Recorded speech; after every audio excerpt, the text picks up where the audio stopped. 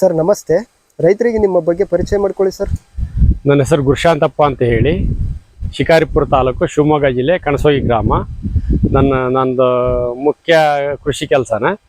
ನನ್ನ mobile number 73 38 56 40 77. Sir, ಕಳೆದ ಬಾರಿ ನೀವು ಇನ್ಫಿನಿಟೋ ಬಳಸಿದ್ರಲ್ಲ, ಅದ್ರ ಬಗ್ಗೆ ನಿಮ್ಮ ಅಭಿಪ್ರಾಯವೇನು ಸರ್? 2023 ಇಸ್ವಿಯಾಗ ನಮಗೆ ನಮ್ಮ ತೋಟಕ್ಕೆ ಬೂದುಗೊಳೆ ರೋಗ ಬಿದ್ದಿತ್ತು. ಅದಕ್ಕೆ ನಮ್ಮ ತಂದೆಯವರು ಒಂದು ಮಾರ್ಗದರ್ಶನ ನೀಡಿದ್ರು.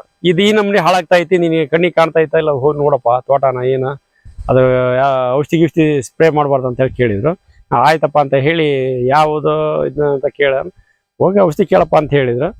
ಆಮೇಲೆ ನಮ್ಮ ಸ್ನೇಹಿತರೊಬ್ರು ಹೇಳಿದ್ರು, ಹಿಂಗೆ ಇನ್ಫಿನಿಟೋದ್ರ ಬಗ್ಗೆ ಭಾಳ ಕಾನ್ಫಿಡೆನ್ಸ್ ಐತಿ ಹೊಡಿ ಅಂತ ಹೇಳಿ ಅಂತ ನಾನು ಬಳಕೆ ಮಾಡಿದೆ. 99% ಕಳೆದ 3-4 ದಿವಸಕ್ಕೆ ಔಷಧಿ ಸಿಂಪಡಣೆ ಮಾಡಿ 3-4 ದಿನಕ್ಕೆ ಹೋಗಿ ನೋಡಿದ್ರೆ ತೋಟ ಎಲ್ಲ ಉದುರೋದ ಪ್ರಮಾಣ ಕಡಿಮೆ ಆಗಿತ್ತು. ಆಮೇಲೆ ರೋಗದ ಬಳಕೆನೂ ಕೂಡ ನಿರ್ವಹಣೆ ಬಂದಿತ್ತು.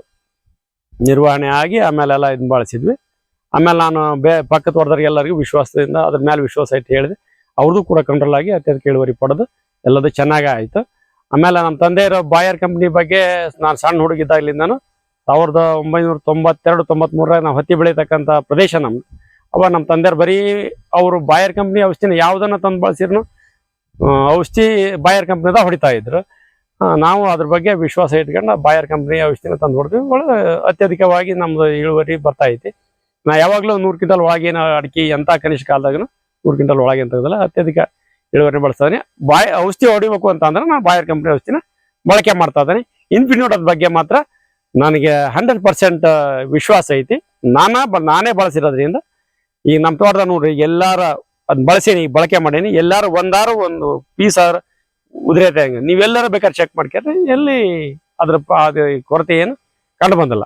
ಆ ರೋಗದ ಬಾಧೆ ಏನು ಕಂಡು ಬಂದಿಲ್ಲ. ಬೇರೆ ಪಕ್ಕ ತೋಟದಾಗ ಐತಿ. ಅದಕ್ಕೆ ನಾನು ಮಣ್ಣಿಂದನ ಮಳೆ ಹಿಡಿದಾಗ್ಲಿಂದ ಸಜೆಷನ್ ಮಾಡ್ತಾರ ಅಂತ ಅವ್ರಿಗೆ, ಹೊಡೀರಿ ಅಂತೇಳಿ, ಮಳೆ ಹೊಳವ್ಲಿ ಅಂತಂದ್ರೆ ಅದು ಹಂಗೆ ಉದುರ್ತಾನ ಅದ ಅವೆಲ್ಲ.